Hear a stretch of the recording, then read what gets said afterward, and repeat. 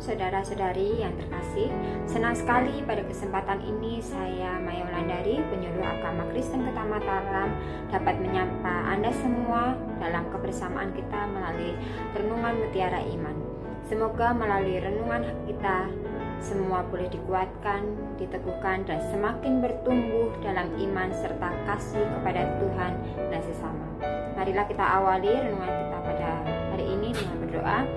Bapa, kami bersyukur buat kasih-Mu, buat anugerah-Mu, buat kebaikan-Mu di dalam kehidupan kami. Saat ini kami mau belajar kebenaran firman Tuhan, merenungkan sebagian dari firman Tuhan. Biarlah firman ini bisa meneguhkan kami, menguatkan kami. Terima kasih Tuhan Yesus, kami berdoa dan bersyukur. Haleluya. Amin. Renungan pada hari ini terambil dari kitab Matius pasal 6 ayat yang ke-25. Saya akan membacakan bagi kita sekalian. Sebab itu aku berkata kepadamu, janganlah khawatir akan hidupmu, akan apa yang hendak kamu makan atau minum, dan janganlah khawatir pula akan tubuhmu, akan apa yang hendak kamu pakai. Bukankah hidup itu lebih penting daripada makanan, dan tubuh itu lebih penting daripada pakaian? Nah, di dalam kehidupan sehari-hari, kekhawatiran seringkali datang tanpa diundang, tentang masa depan, kebutuhan hidup, kesehatan, dan berbagai persoalan yang lainnya. Nah, kekhawatiran adalah reaksi alami manusia terhadap hal yang belum terjadi. Nah, kekhawatiran juga seringkali muncul karena kita ingin mengendalikan masa depan. Padahal masa depan ada di tangan Tuhan. Dia yang memegang kendali dan bukan kita. Dan dengan kekhawatiran tidak pernah menambah solusi. Justru yang ada adalah menguras energi dan mengaburkan iman kita.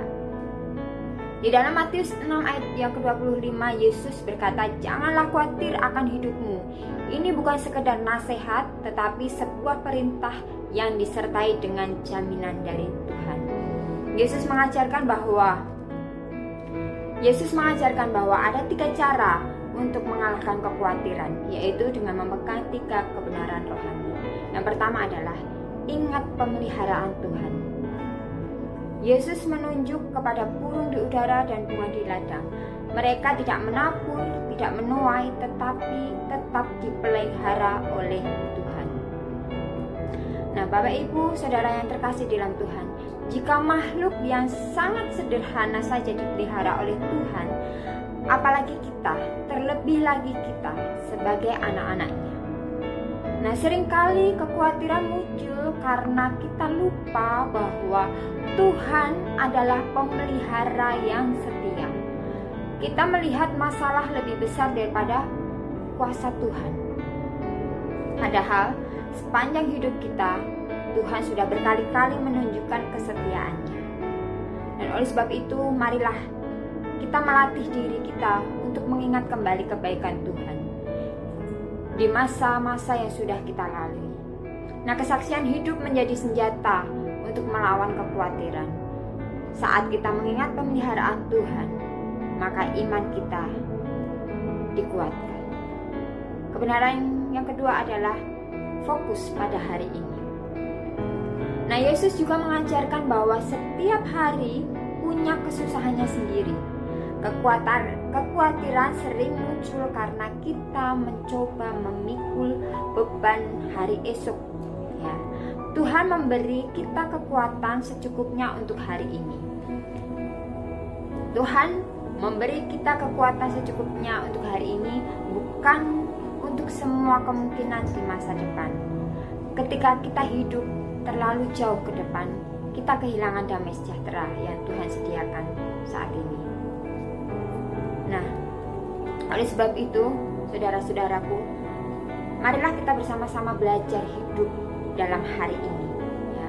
Kerjakan yang bisa dikerjakan sekarang. Percayakan yang sebelum terjadi kepada Tuhan.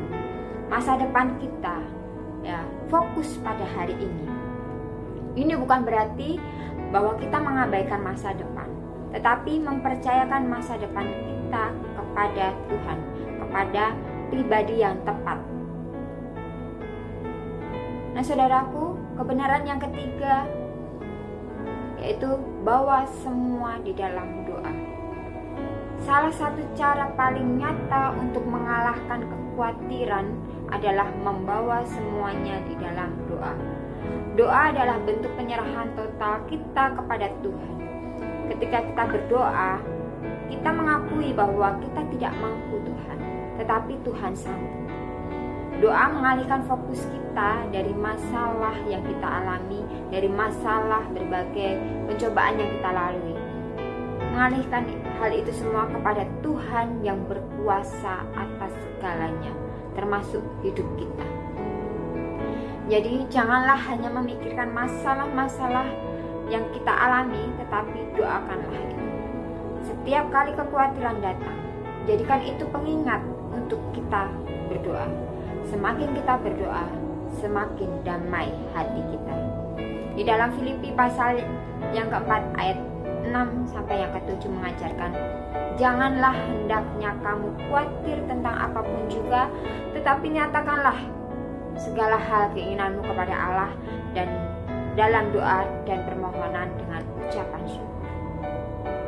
Kekhawatiran tidak akan mengubah masa depan, tetapi iman akan mengubah cara kita menghadapinya. Saat hatimu mulai gelisah, ingat Tuhan yang memegang hari esok adalah Tuhan yang memegang tanganmu hari ini. Kekhawatiran tidak akan pernah menyelesaikan masalah, tetapi iman kepada Tuhanlah yang membawa ketenangan dan jalan keluar. Ingatlah 3 kebenaran tadi. Tuhan memelihara kita. Kita harus cukup menjalani hari ini, dan segala sesuatu harus dibawa di dalam doa. Kiranya kita belajar hidup dengan iman, bukan dengan kekhawatiran, dan mengalami damai sejahtera yang daripada Tuhan. Amin. Mari kita berdoa. Bapa yang baik, ajarlah kami untuk percaya penuh kepadamu saat kekhawatiran itu datang di dalam kehidupan kami. Ingatkanlah kami akan janjimu bahwa Engkau tidak pernah meninggalkan kami, bahkan sekalipun Tuhan. Berikan damai sejahtera-Mu yang melampaui segala akal itu menjadi bagian di dalam kehidupan kami. Terima kasih Tuhan Yesus, kami berdoa. Amin. Tuhan Yesus memberkati.